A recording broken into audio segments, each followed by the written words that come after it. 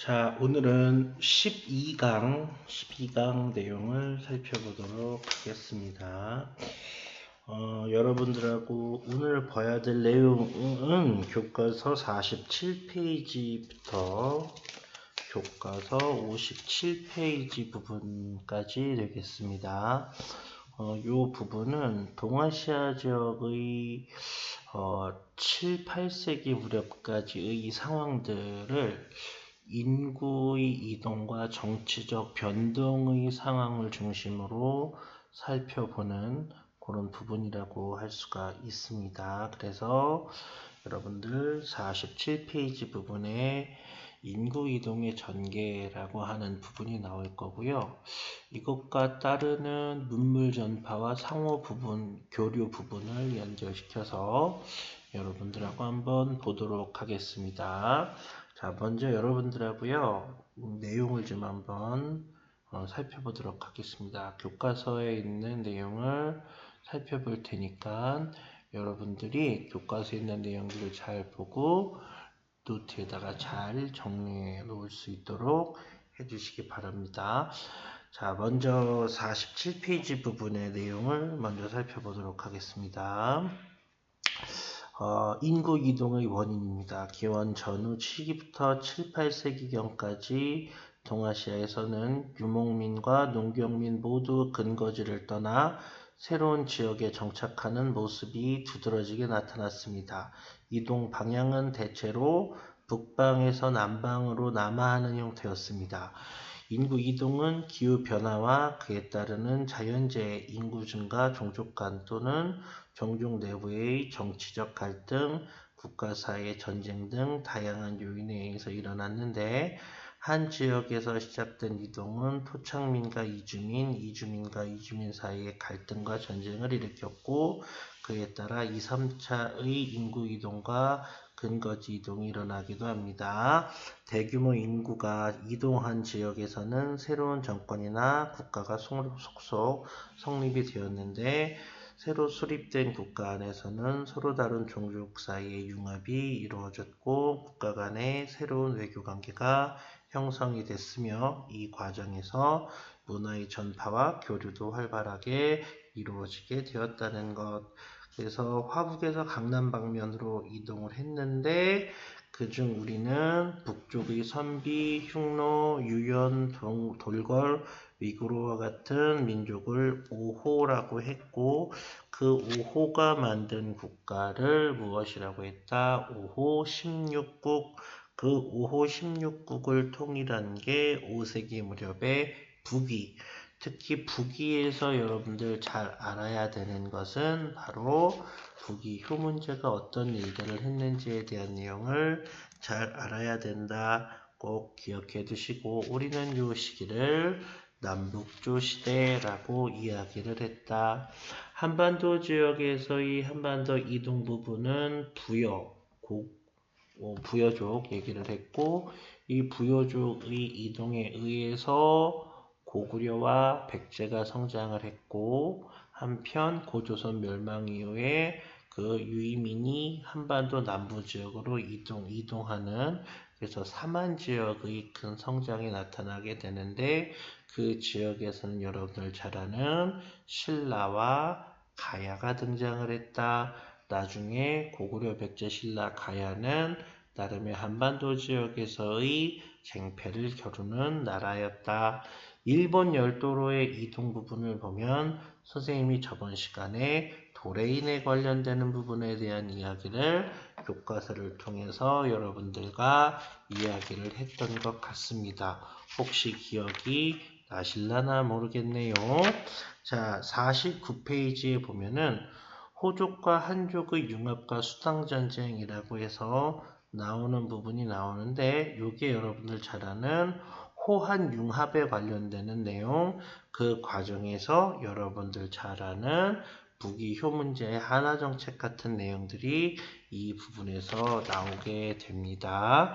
그래서 여러분들 이 부분을 한번 여러분들하고 한번 다시 읽어보도록 하겠습니다. 49페이지 부분입니다. 대규모 인구 이동으로 토착 정권과 이주 정권과 이주 정권 간의 빈번한 전쟁과 정복, 주도권 다툼이 일어나게 됩니다. 또한 한 나라 안에서 유목민족과 농경민, 토착민과 이주민의 문화적 차이로 생긴 갈등도 극심해지게 나타납니다. 이에 각 나라는 두 집단 간의 갈등을 줄이는 융합정책을 추진하여 정권의 안정을 꾀하였습니다. 화북 지방을 통일한 북인은 한족을 관리로 발탁하고 수도를 외양으로 옮기는 한화정책을 추진하여 호족과 한족의 융합을 시도했다. 그래서 이것을 호한융합정책이라고 이야기를 합니다.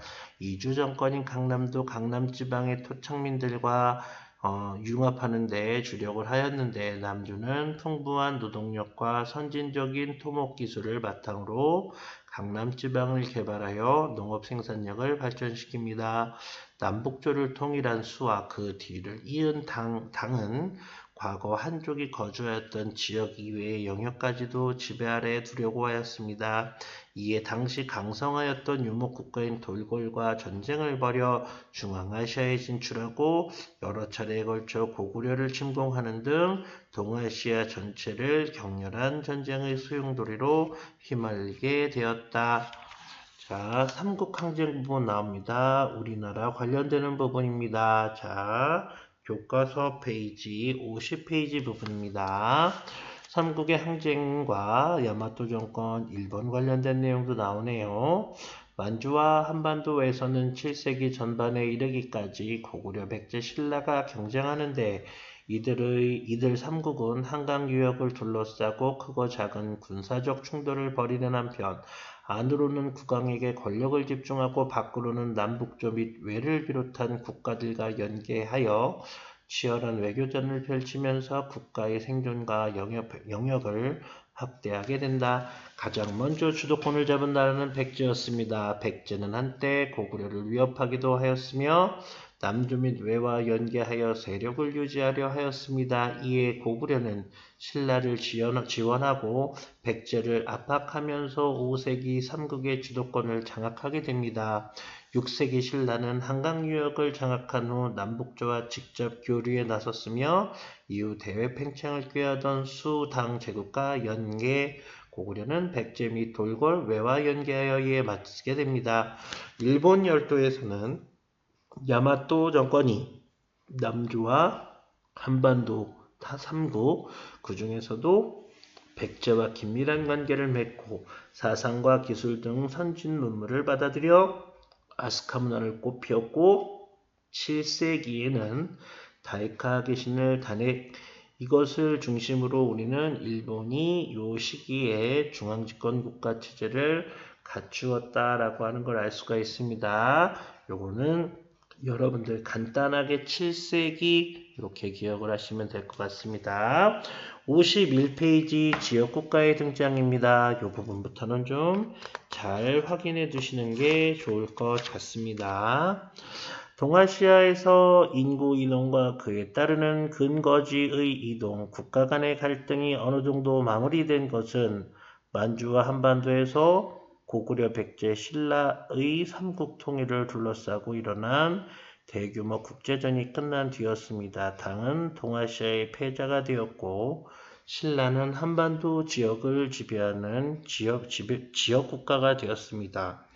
만주에서는 고구려의 유민이 중심이 되어 발해를 건국하였습니다. 발해는 고구려의 옛 영토를 차지하는 한편 당 및 일본과 교류를 확대해가면서 동아시아 세계의 한 축을 성장하게 되죠.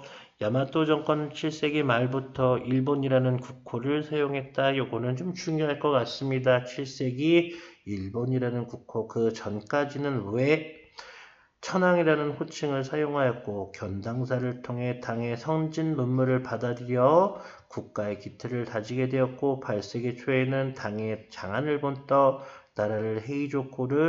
나라에 헤이조코를 건설하고 수도를 삼았으며 8세기 말에는 헤이안쿄를 천도하였습니다. 그래서 이 시기를 나라시대 해이안시대 이렇게 얘기를 합니다. 견당사는 꼭 기억해 두시는 게 좋을 것 같습니다. 견당사는 야마토 정권과 나라시대 및 해이안시대 일본에서 당에게 파견한 조공사절을 의미하는데 이것은 무엇이냐?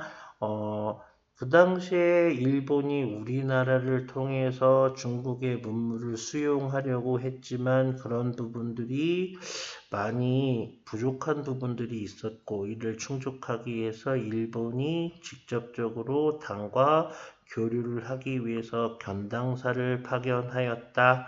고정된 영토를 안정적으로 확보한 당, 신라, 발해, 일본 등은 이후 안으로 왕권 강화와 지역 통합에 노력하였고 밖으로는 대외관계의 안정과 교역을 활성화시켰다. 문물 교류에도 힘쓰게 되었다. 51페이지의 역량을 키우는 탐구활동 부분은 여러분들이 반드시 별표 쳐 놓으시고 한번 봐주셨으면 좋겠습니다. 그리고 여러분들 교과서 페이지에 보면은 스스로 확인하기에 53페이지 두 번째 부분에 당의 장안성, 발해의 상경성, 일본의 해이족고 이 세 개의 내용들이 눈에 보이실 겁니다. 요거는 여러분들 그 도심의 모습들을 여러분들이 확인해서 눈에 좀 알아두셨으면 좋겠습니다. 자, 미리 55페이지 부분부터 해서요. 57페이지 부분까지의 내용을 좀 한번 쭉 보도록 하겠습니다. 교과서 55페이지입니다. 조공과 측본 관계의 형성입니다. 한은 흉노에게 패한 후 흉노의 왕에게 공주를 시집 보내고 매년 많은 물자를 보내는 조건으로 흉노와 화친을 맺었습니다. 이때부터 중원의 왕조는 주변과 외교 관계를 맺기 시작하였습니다. 무제 이후 한이 동아시아의 강대국으로 성장하자. 여기서 얘기하는 무제는 한나라, 특히 전한시대 때 무제에 여러분들 잘 아는 고조선을 침략한 무제를 이야기하는 겁니다. 한은 주변국가 외교관계를 맺을 때 유교적 통치 이념과 화의 간의 바탕을 둔 조공과 책봉이라는 형식을 적용하기 시작을 합니다. 한의 황제는 조공을 받음으로써 권위를 세울 수 있었고 주변의 왕은 책봉을 받음으로써 통치의 정당성을 확보할 수 있었습니다.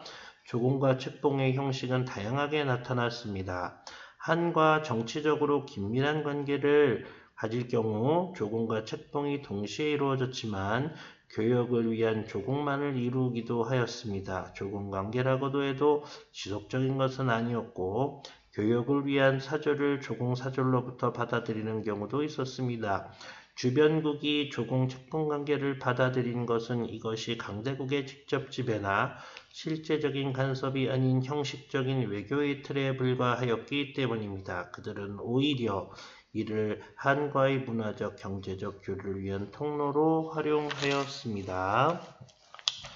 남북조 3국 외의 실리외교 부분입니다. 동아시아 각국은 한이 멸망한 후 새로운 국제정세에 대응하기 위하여 적극적인 외교관계를 활동을 벌이게 됩니다. 이에 따라 조공과 책봉이라는 외교관계의 성격도 각국이 상호 우호관계를 확인하고 하는 현실적이고 다원적인 관계로 바뀌었습니다. 북조와 남조는 주변의 소국들을 책봉하고 그들로부터 조공을 받았습니다. 고구려는 북조와 남조 모두 조공 책봉 관계를 맺어 불교와 율령을 받아들였습니다. 백제는 주로 남조와 조공 책봉 관계를 유지하면서 불교와 유학, 건축 기술들을 받아들였습니다. 신라는 한강 유역을 장악한 이후 남조 및 북조와 직접적인 조공 책봉 관계를 맺었습니다. 왜는 5세기의 국내의 정치적 정당성을 확보하기 위해 남조와 책봉 관계를 맺었으며 백제와 신라와 서로 사절을 주고받으며 문물을 수용하였습니다. 북조와 남조도 서로 사절을 교환하였는데 상대국의 사절을 조공사절로 취급하기도 하였습니다. 조공하는 나라는 정치적 필요에 따라 실리를 고려하여 책봉국을 선택하기도 하였으며 동시에 여러 나라와 조공 책봉 관계를 맺기도 하였습니다. 이처럼 당시 동아시아 국가들 사이에 맺어진 조공과 책봉 관계는 우호를 상징하는 하나의 의례였습니다. 당나라 7세기 무렵 얘기합니다. 7세기의 동아시아 지역이 정치적으로 안정되자 당은 주변 국가들에 대해서 군사활동을 펴는 한편 자국 중심의 조공 책봉 관계를 요구하였습니다. 그러나 돌궐과 뒤이어 등장한 위구르, 토번 등은 이에 응하지 않았습니다. 이들은 당과 경제적 교류를 위한 조공 관계만을 맺으려 하였고 경제적 이익이 기대에 미치지 못할 때에는 당을 군사적으로 공격하는 일도 서슴지 않았습니다. 당은 화본공주를 파견하는 등 화친을 통해 적대 관계를 방지하려 하였습니다. 신라와 발해 등은 당 중심의 조공 책봉 관계를 받아들였고 일본은 조공 관계만 맺었습니다. 국내의 통합을 유지하고 다른 나라의 군사적 위협에 대비하여 당의 제도와 문물을 배우기 위해서는 이 관계를 활용할 필요가 있었기 때문입니다. 그러나 이는 정치적 이해가 어긋나면 언제든지 깨질 수 있었습니다. 신라는 당의 책봉을 받으면서도 당의 침략에 맞서 싸워 몰아냈으며 일본은 당의 세력이 약해지자 견당사를 파견하는 것을 중지하였습니다. 신라는 통일 이후 일본과 관계를 개선하고 사절을 주고받았습니다. 사절과 상인은 큐슈의 다자이유를 오가며 불교 사상 등을 비롯한 논문을 전해주었습니다. 발해는 신라를 견제하기 위해 일본과 관계를 중시하여 여러 방면에서 활발하게 교류, 다자이유, 규슈 요 부분 여러분들 일본 큐슈에 보면요 다자이유라고 하는 곳이 있는데 사진을 좀 한번 보여줬으면 좋겠는데 선생님이 나중에 여러분들 오프라인 계약하고 나면요 요 다자이유 여기를 한번 선생님이 보여줄게요. 이게 이렇게 대제부 라고 해서 일본이 쉽게 얘기해서 무역을 하거나 하는 데 있어서 굉장히 중요한 그런 행정 뭐라 그럴까요? 중심이라 그럴까요? 교역을 하기도 하고 행정을 하기도 했던 그런 곳이거든요. 그러니까 요걸 여러분들하고 나중에 선생님이 한번 가서 이렇게 사진 찍었던 걸 한번 보여주도록 할게요. 그렇고요. 58페이지 부분에 있는 그 핵심 탐구 부분을 여러분들이 한번 잘 좀 살펴보시고 읽어보시기 바랍니다. 그래서 교과서는 여기까지 일단 여러분들하고 확인을 할 거고요. 한 2, 3분 정도 여러분들한테 시간을 줄 테니까 여러분들이 그거를 좀 한번 다시 한번 이렇게 확인을 좀 해주시기 바랍니다.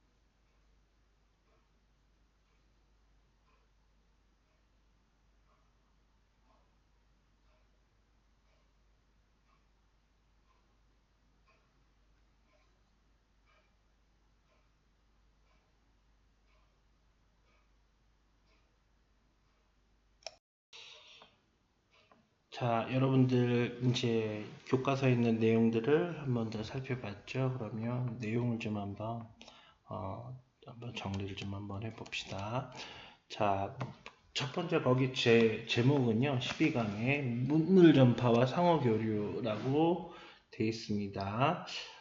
생각여기 부분을 보면요. 여러분들 교과서에서 선생님이 이미 얘기했듯이 중국 당나라의 장안성과 그리고 발해 그리고 일본 요런 지역의 그 성의 수도의 구조를 여러분들한테 잘 확인을 해 두라고 얘기를 했었을 겁니다. 대체적으로 보면은 공통적인 특징으로 봤을 때는 굉장히 조직적이고 구조적으로 계획된 도시의 형태다라고 하는 것을 알 수가 있고, 또 남북으로 잘 짜여진 도로망을 중심으로 해서 이것이 궁궐과 그 상업지역, 주거지역 등을 잘 유기적으로 연결시켜 만들었다라고 하는 것을 알 수가 있는 부분이겠죠. 그래서 여러분들 성에 관련되는 부분들은 가끔 가다가 사진으로도 많이 시험에 나오니까 여러분 이건 좀 잘 확인해 주시기 바랍니다. 학습 목표 잠깐 보면은요. 고대 국가의 무역에서 가장 중요한 비중을 차지한 것은 무엇이었는지 설명할 수 있습니다. 동아시아 문화의 공통적인 요소에 대해서 이야기할 수가 있습니다. 그래서 내용 정리 부분을 보면 거기 먼저 철기 부분이 내용이 먼저 나옵니다. 먼저 보겠습니다. 철기의 확보입니다. 철기의 확보는 철제 무기와 농기구가 생존과 발전을 위해 매우 중요한 요소가 되었다라고 하는 것. 철기 확보가 교역의 중요한 목적이 되기도 하였는데 철기 원료 및 기술자 확보 전쟁이 나타나기도 했고요. 또 이 철 자체가 나름대로 재화를 사기 위한 나름대로의 지불 수단으로서의 그런 가치를 가지고도 있었다고 할 수가 있습니다. 철기의 전파와 경로를 보면요. 한반도를 통한 인구의 남하 경로와 대체적으로 일치하는 경향이 강합니다. 그래서 예를 들어서 가야 같은 곳은 뛰어난 제철 기술과 우수한 철기 생산으로 낭랑 및 한반도 서북부와 남해안, 일본을 잇는 교역의 중심지가 되었고 강대국으로서 크게 성장을 했다. 특히 가야 지역에서 나오는 유물들을 살펴보면 굉장히 이 철기를 잘 다루었다라고 하는 것을 알 수가 있고, 그리고 철을 하나의 생산품으로서 수출품으로서 굉장히 여러 단계를 통해서 이것을 가공하는 그런 모습들을 알 수가 있습니다. 특히 이게 굉장히 발달되었다라고 하는 걸 알 수 있는 게 뭐냐면요. 그 덩이쇠 같은 경우는요, 기본적으로 그 가공을 용이하게 1차 가공을 해서 수출하는 모습들도 보이거든요. 그러니까는 이것을 철을 사서 소비자가 원하는 그 도구로 만들 수 있도록 이런 것들을 이렇게 성질을 이제 바꾸어서 이렇게 팔기도 하고 그렇습니다. 그러니까는 나름대로는 철을 다루는 기술이 굉장히 발달되었다라고 하는 걸 알 수가 있습니다.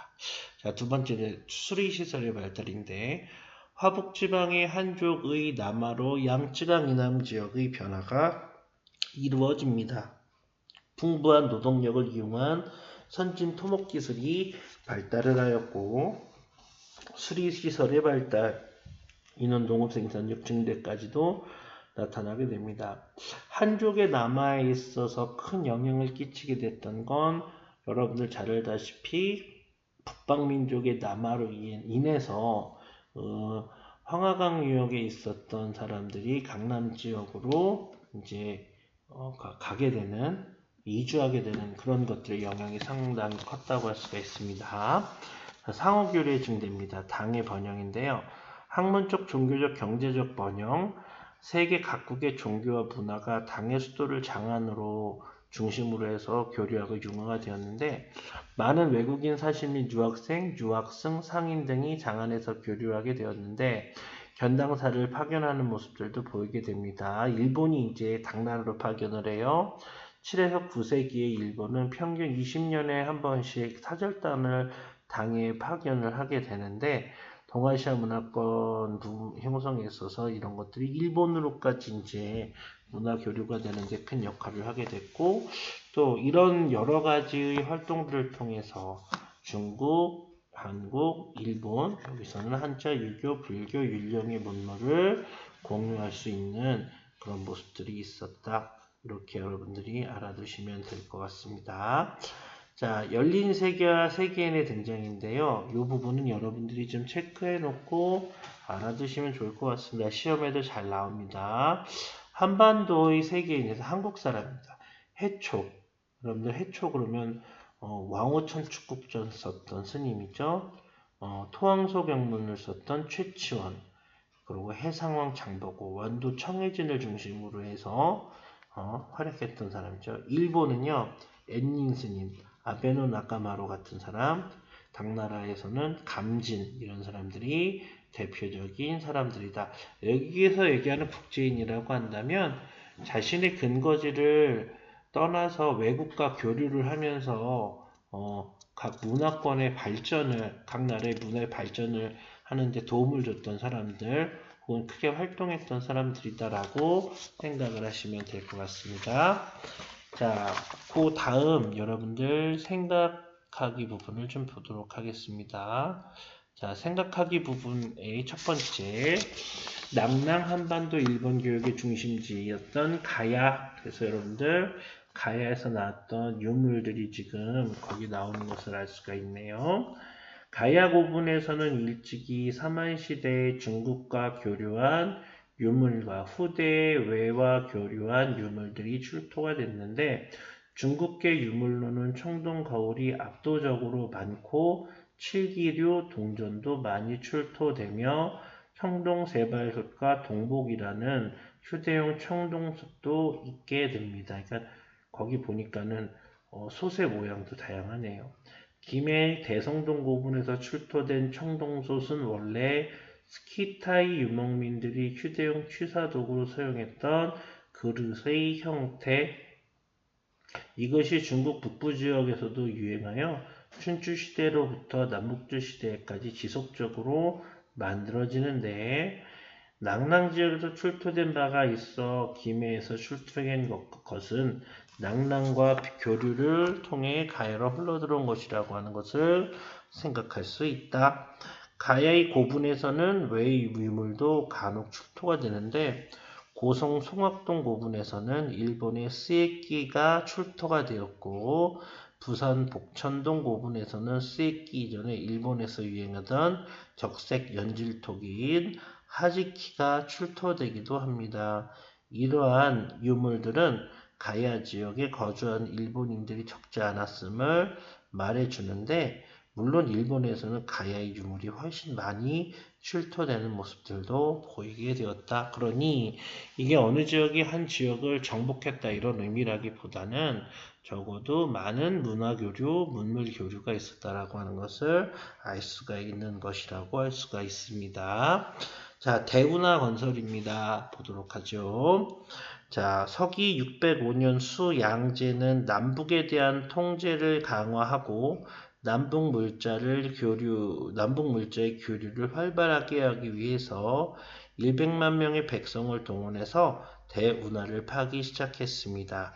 통제거를 개착하여 서쪽으로는 낙양의 서원에서 동으로는 산양까지 통하게 되었으며 낙수와 황하, 회화를 개통하고 한구도 개통하여 양쯔강까지 통하게 되었습니다.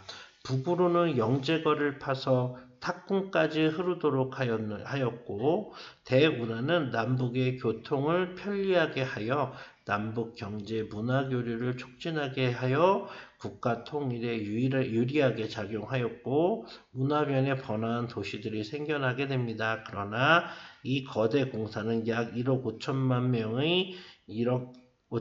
명의 인력이 동원되어 노동자의 피와 땀으로 이루어진 것이다. 그래서 지금 그 다음 페이지를 보면요.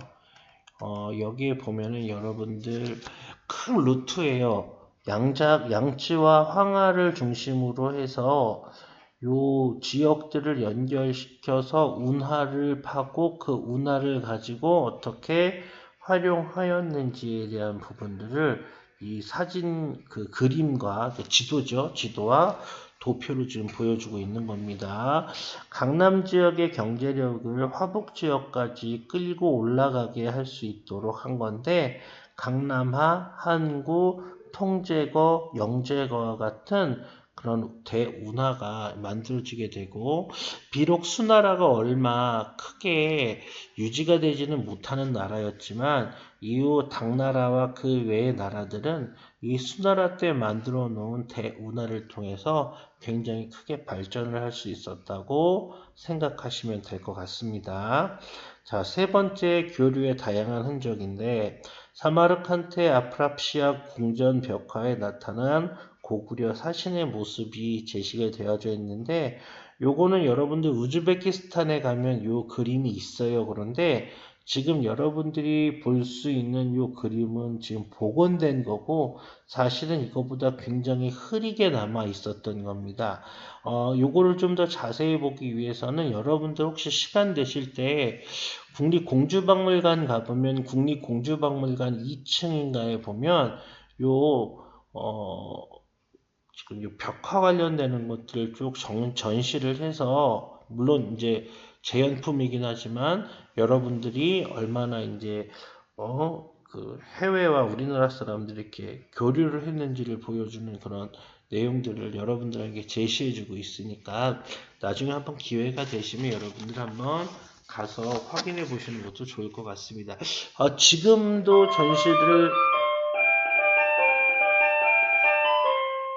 전시를 하는지는 모르겠어요. 이게 박물관도 계속 이제 전시를 이렇게 돌아가면서 기획 전시도 하고 그렇거든요.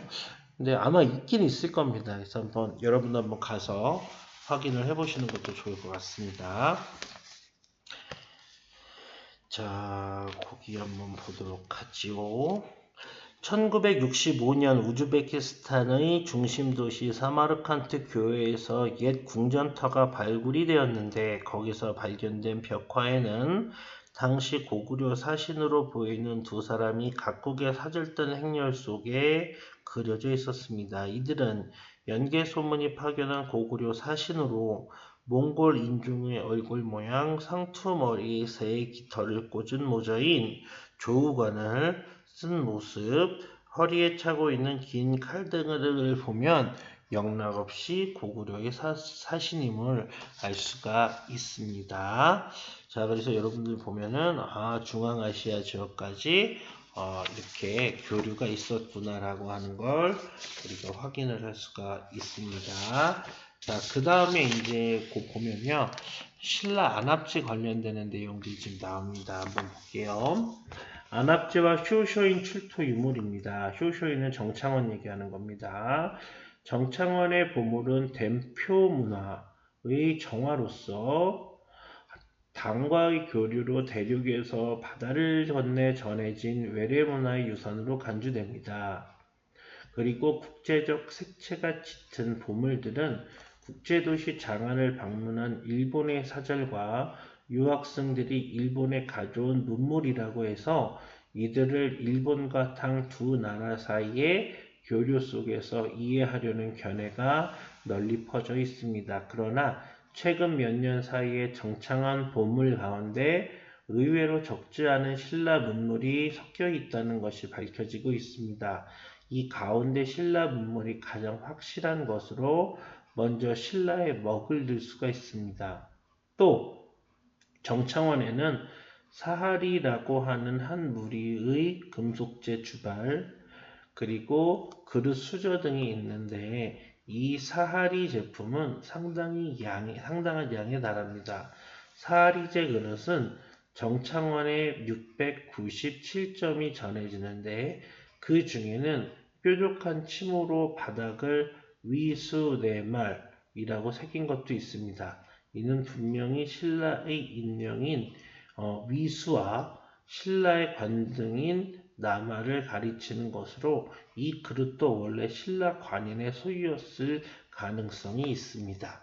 그래서 거기 보면은 안압지와 정창함 출토의 유물들 중에 유사한 것들을 지금 이렇게 여러분들에게 보여주고 있습니다. 그러니까 우리나라의 문물이 일본으로 많이 전파되는 것을 확인할 수가 있습니다. 자, 발해의 무역로입니다. 발해에는 외국으로 통하는 무역로가 사방으로 다 있었습니다. 바다를 통해 일본과 왕래하였으며 함경도와 동해를 통해 신라와 연결되었고 레오강 상류로 연결되는 거란길, 당으로 통하는 길, 이런 길들이 또 있었습니다. 그리고 최근 러시아 학자들에 의해 주장된 길이 있는데 이 길은 단비 털가죽을 교류한 길이었습니다. 사마르칸트에서 러시아의 치타를 거쳐 발해에 이르렀다는 이 길은 발해와 비단길의 긴밀한 역사를 보여줍니다. 발해는 원래 단비 털가죽으로 유명한 세계적인 모피 생산국으로 요즘도 발해 지역의 자색 단비는 인삼, 녹용과 함께 만주의 3대 보배로 꼽히고 있고 중국은 이 단비를 국가동물로 지정해 보호하고 있다는 것. 그러니까 지금 나온 거 보니까 발해에서 여러 지역으로 통하는 그 교류의 루트가 있었다라고 하는 걸 확인할 수가 있네요.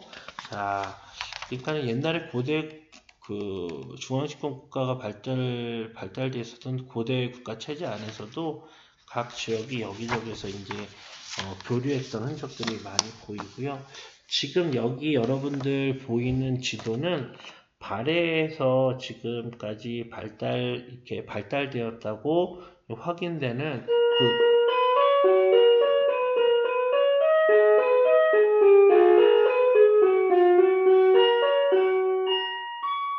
교통로입니다. 그래서 지금 보면 삼경 용천부 거의 발해 가운데 지역이죠. 삼경 용천부에서부터 시작돼서 지금 보면은 거란, 당나라, 그리고 신라, 그리고 일본 이렇게 가는 루트들이 이렇게 정해져 있고 발달되었다라고 하는 것을 우리가 확인할 수가 있습니다. 자, 4번에 보면 견당사 얘기가 나옵니다. 일본 얘기를 한번 보겠습니다. 618년 수를 대신해서 중국을 통일한 당은 아시아의 대제국을 세우고 광대한 영역을 지배하고 주변 지역에 큰 영향을 미쳤습니다. 서아시아의 교류도 활발해서 수도 장안은 세계적인 도시로서 국제 문화가 꽃피었습니다. 동아시아의 모든 나라도 당나라와 통교하게 되고 일본으로부터의 견당사는 8세기에는 거의 20년에 한 번 비율로 파견되었습니다. 대사를 비롯한 견당사에는 유학생과 학문승 등도 더해져 많은 때에는 약 500명이 넘는 사람이 4척의 배에 타고 바다를 건너왔습니다. 그러나 조선술과 항해술이 아직 미숙해서 해상에서의 조난도 많았습니다. 견당사들은 당에서 선진적인 정치 제도와 국제적인 문화를 가져와 일본에 큰 영향을 끼쳤다라고 했다. 자, 견당사 그것은 역사에 흥미를 가진 사람이라면 강한 로망의 여운을 나타내는 단어입니다.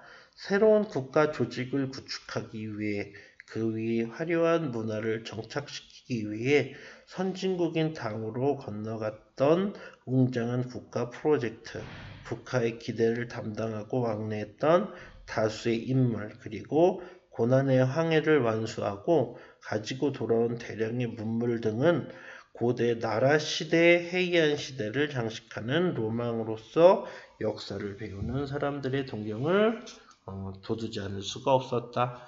아까 전에 앞부분에는 나왔다시피 견당사라고 하는 건 약 200여 년 동안 약 20여 차례 중국으로 파견되었던 당나라로 파견되었던 그런 사신단이라고 생각하시면 될 것 같습니다. 자, 그 다음 페이지 한번 볼게요. 자, 거기 보면은 나머지 부분들이 나와 있습니다. 특히 후반기가 되어서 동진화해를 횡단해서 왕래한 견당사에 대해서는 현대에서는 상상도 할 수 없을 악조건 하에서 미지의 해로를 헤치고 나아갔던 사절들의 모험적인 항해가 상상되고 그것을 극복하고 훌륭하게 사명을 다했던 위협은 일본 고대 외교사의 금자탑이라고 말해도 과언이 아닐 것입니다. 자, 그래서 요건 여러분들 견당사 관련된 내용들은 좀 한번 앞부분에도 지금 제시가 되어 있거든요. 그거 좀 확인을 해 주시기 바랍니다. 약 7세기부터 해서요, 한 9세기 정도까지 활약을 했습니다. 자, 다섯 번째 동아시아 문화권 얘기를 해볼게요. 구체적으로 말해 동아시아 세계는 중국을 중심으로 주변의 한반도, 일본, 베트남 및 몽골에서 티베트 고원 사이에 있는 서북 회랑지대 동부의 여러 지역을 포함하는데 그 영역은 유동적이어서 물리적으로 고정된 영토 개념으로 이해할 사항은 아닙니다. 역사적으로 문화권의 동아시아 세계를 구성하는 여러 지표는 일단 한자, 그리고 유교, 율령, 불교 등 크게 네 가지로 구분할 수가 있습니다. 한자 문화는 동아시아에서 중국에서 제작된 문자인 한자가 중국 및 여러 민족에게 전라되어 동아시아 세계의 가장 기본적인 지표에 해당된다고 볼 수가 있고요. 유교는 춘추 시대 이후 오랫동안 중국 왕조의 핵심적인 지배 사상이었고 한반도와 일본에 큰 영향을 미치게 됩니다. 율령제는 황제를 정점으로 하는 지배구조가 완비된 법체계의 보장을 받으며 운용되는 것으로서 중국에서 탄생하여 한반도와 일본 및 베트남에서 채용이 되었다는 것, 불교는 인도에서부터 중앙아시아를 경유해서 전래되었다. 그래서 우리는 한자, 유교, 율령, 불교 이것을 동아시아의 문화권의 특징이라고 이야기합니다. 오늘 여러분들하고 이야기하는 부분 중에 제일 중요한 부분이 이제 첫 번째에 나오게 되는데요. 자, 여기 보이시죠? 요거 여러분들 꼭 기억해 놓으시기 바랍니다. 별표 쳐 놓으시고요. 요거 시험에 잘 나와요. 꼭 시험에 나옵니다. 하나씩은. 거기 해쳐 보도록 합니다. 해초는 우리나라 사람으로 처음으로는 이슬람 세계까지 진출한 우리 역사상 최초의 세계인이었고 중국 문화권에서 처음으로 이슬람 제국의 현지 견문록을 남긴 것. 그래서 거기 왕호 천추국돈 줄주고 별표 한번 쳐보세요. 그거 꼭 기억해 놓으시기 바랍니다. 두 번째 최치원입니다. 이때 황소가 반란을 일으키니 고변을 제도 행영 병마 도통으로 삼아 황소를 토벌하게 하였는데 그는 최치원을 불러 종사관으로 삼아 서기의 임무를 맡겼습니다. 그때 최치원이 지은 표, 장, 서, 개 등의 글을 지은 글은 지금까지 전합니다. 나이 26살이 되었을 때 최치원이 본국으로 돌아와서 부모를 배려하는 뜻을 가졌으므로 당나라 희종이 그 뜻을 알고 광개원년에 조서를 가지고 들어가게 했습니다. 신라에 들어와 시독 겸 한림학사, 수병부 시당, 지서서감이 되었습니다. 그래서 최치원은 여러분들 토황소격문이라고 하는 게 있어요. 토황소격문, 토황소격문. 이게 무슨 얘기냐면 황소를 토벌하기 위한 격문이다 이런 뜻입니다. 꼭 기억해 두세요. 토황소 경문. 자, 장보고입니다. 장보고는 신라로 돌아와 흥덕왕을 찾아보고 말하기를 지금 중국에서는 널리 우리나라 사람을 노비로 삼으니 청해진 동그라미 쳐보세요. 청해진을 만들어 적으로 하여금 사람들을 약탈하지 못하도록 하기를 원하나이다 라고 하였습니다. 청해는 신라의 요충으로 지금의 완도를 말하는데 대왕 그 말에 따라 장보고에게 군사 10,000명을 거느리고 해상을 방비토록 하였습니다. 그래서 장보고, 청해진, 완도 꼭 기억해 두시기 바랍니다. 앤닌 보겠습니다. 시험에 잘 나오는 인물입니다. 794년 출생, 8세의 다이지사의 공부를 시작하였고 15세 교토 근처의 히에이산에 있는 천태종사 딸이 엘리아쿠사에 입문해서 천태종 시조이며 엘리아쿠사를 창건한 승려 사이초의 제자가 되었습니다. 림묘 천황의 지시로 중국 당에 가서 공부를 계속하게 되었고 중국에서 9년을 보내고 847년 고국으로 돌아올 때까지 그는 559권에 달하는 중국 불교 문헌들과 불교 의식에 사용되는 여러 불구를 가지고 왔다. 그가 익혀온 송경은 지금도 일본에서 사용이 되는데 자신의 중국 여행을 상세히 기록한 입당 구벅 순례 행기 꼭 기억해서 여기다 별표 줄치고 별표 쳐놓으시기 바랍니다. 입당 구벅 순례 행기 꼭 기억해 주세요. 자, 그 다음 페이지 봅니다. 여기 보면은 앤닌이 장보고에게 보낸 편지가 있는데 꼭 별표 쳐보세요. 시험에 많이 나옵니다. 이게 앤닌 스님이 당나라에 가려고 했는데 몇 번 시도해도 못 갔거든요. 그때 이 앤닌 스님이 장보고 선단의 배를 타고 이 당나라에 갈 수 있어서 그것을 고마워하는 편지를 장보고에게 보낸 게 바로 거기 나와 있는 글입니다. 또 꼭 기억을 해 두시기 바라고요. 아베노 나카마로 거기 봅니다. 나라 시대 견당 유학생으로 당나라 태학에서 공부하고 과거에 합격해 조영이라는 이름으로 당나라 여러 관직을 역임했고 현종을 가까이 보셨다. 주로 문학에 관련된 직무를 맡았던 덕분에 당대 유명한 문장가인 이백왕유 등 수많은 시인들과 교분을 남겼고 귀국하지 못해서 당나라에서 죽었다. 꼭 기억해 두세요.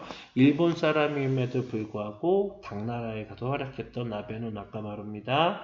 감지인 스님 별표 쳐보십시오. 꼭 기억해 주시기 바랍니다. 당나라의 승려로 당대화상 과대사라고도 하는데 어려서 출가해서 천태종의 유명한 승려 광정의 문화인 한경의 제자가 되었고 742년 일본 유학생 영해와 퓨셔의 요청에 따라서 일본에 가서 개요를 크게 펼치려고 했으나 5차례나 일본행에 실패, 그 사이에 두 눈은 실명. 하지만 753년에 일본 견동사 후지와라 노키요카와 등을 따라서 일본으로 가는 데 성공했고 나라의 도다이샤에 들어갔고 그리고 여기서 일본의 불교 발전에 그 기여를 하게 됐다. 감진 스님 꼭 기억해 두시기 바랍니다. 그래서 지금 여러분들하고 6번째 동아시아의 세계인에서 나온 부분은 시험에도 제법 잘 나오는 부분이니까 여러분들이 꼭 기억하셔서 요것은 잊지 않도록 해주시기 바랍니다. 그래서 오늘은 제 12강 부분까지 여러분들하고 공부를 했고요. 다음 시간 이제 3강, 14강 부분에서는요, 여러분들하고 불교 관련되는 부분 공부를 좀 할 거고, 그리고 유교와 율령에 관련되는 것도 아마 14강 정도에서 여러분들하고 공부를 하게 될 겁니다. 요 부분은 시험에도 많이 나오고 어려울 수도 있는 부분이니까 여러분들이 반드시 교과서 살펴보고 요거 꼭 기억을 해서 공부하는데 어려움 없도록 하시고요. 미리 교과서 한번 읽어보시는 것도 공부하는데 참고가 많이 될 것 같습니다. 12강은 아까도 얘기했지만 인물이 시험에 많이 나오니까 요 인물 관련되는 부분들을 꼭 여러분들이 확인하셔서 공부하시기 바랍니다. 오늘 고생 많이 했고요. 다음 시간에 여러분들하고 다음 부분 보도록 하겠습니다. 오늘 들으시느냐고 고생 많으셨습니다.